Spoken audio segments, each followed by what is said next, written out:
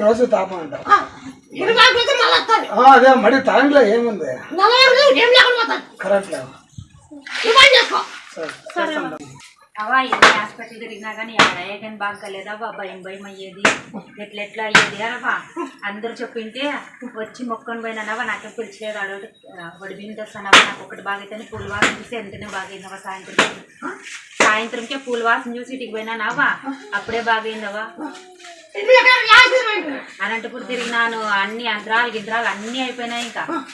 బతికి ఆశే పోయినా నాకే ఆ అమ్మ నిలబెట్టినవా అప్పుడేనవ్వా మా బంధువులు కానీ భూమాలో ఉన్న వాళ్ళకి